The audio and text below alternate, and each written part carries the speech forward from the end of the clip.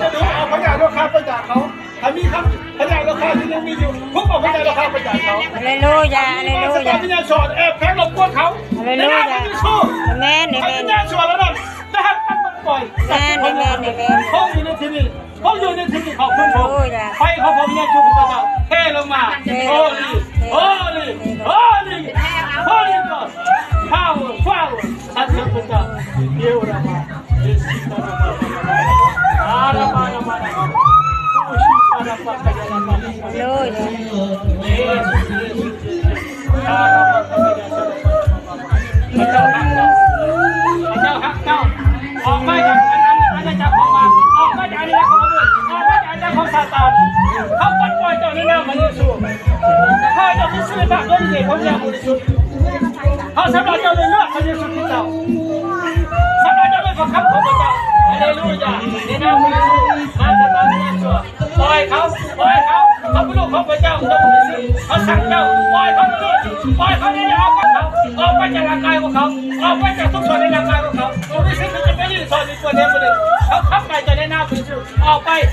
จากความโดนออกไปจากเขาออกไปจากอะไรเขาออกไปจากส่วนในร่างกายเขาทุกคนที่เจ้าอยู่ออกไปเขาบ่ายเจ้าอยู่พอยิ่งเขานี่เป็นลูกของพระเจ้าร่างกายเขาเป็นวิหารของพระเจ้าในหน้าพระเยซูสั่งเจ้ามาสตาร์วิญญาณส่วนจะออกไปจากยิ่งคนนี้ปล่อยเขาประกาศว่าเขาอยู่ในพระเจ้าอยู่ในเขาเขามีพระวิญญาณของพระเจ้าเจ้าคุณมีเสียงวิญญาณเด็กก็อย่าบริมาจากพระเจ้าเขาสั่งเจ้าบ่ให้เจ้าอยู่ในห่างกายอยู่คนนี้วิญญาณเด็กก็เจ้าบริมาจากพระวิญญาณเขาสั่งเจ้าในนามออกไปขอบคุณพระเจ้าฮาเลลูยาฮาเลลูยาปล่อยสุเสรีภาพปล่อยสุเสรีภาพปล่อยสุเสรีภาพจิตใจของจริงในเมื่อก่อนมีหลายอย่างที่สับสนวุ่นวายมีหลายอย่างที่มีปัญหามีหลายอย่างที่เขาเจ้าหมดสวัสดิ์เอาสนะเป็นสิ่งของเขาเองเขาเป็นสู้เมตตาของเขาเขาลูกสาวพระเจ้าคนนี้เขาจะมีชีวิตใหม่พระคำพระเจ้าได้กล่าวไว้เทศนาทำคนนี้จะ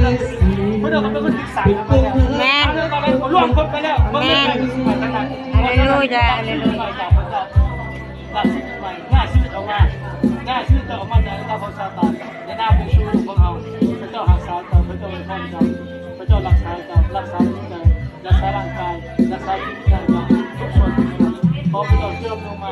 เนื้อสุดคนนี้ขอที่นี้ที่ได้ทำเราผู้จะมีความหมาย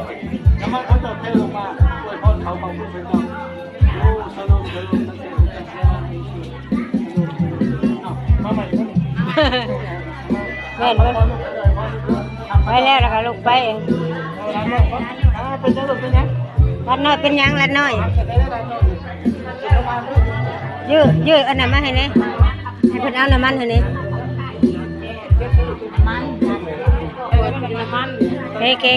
โอเคลัดน้อยเป็นยังไข่บ่ลัดน้อยเจ็บหัวในนามพระเยซูรักษาเด้อหายเด้อในนามพระเยซูเด้อในนามพระเยซูเด้อพระเยซูรักษาลัดน้อยเด้อพระเยซูรักษาลัดน้อยเด้อมนุษย์ทุกคน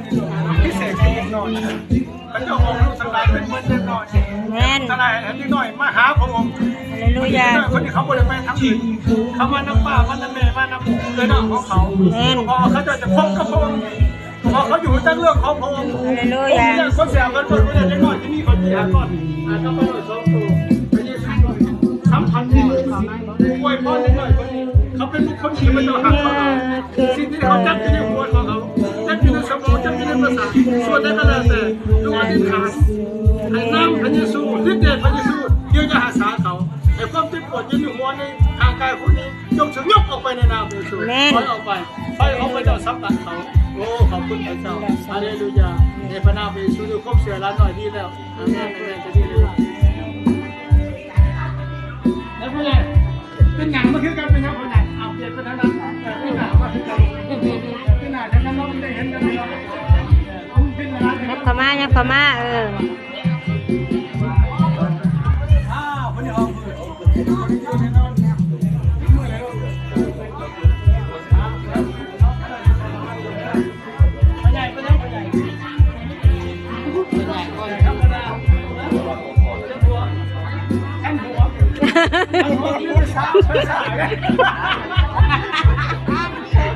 า ไม่เข้ามาชักเมาเราไม่อยาก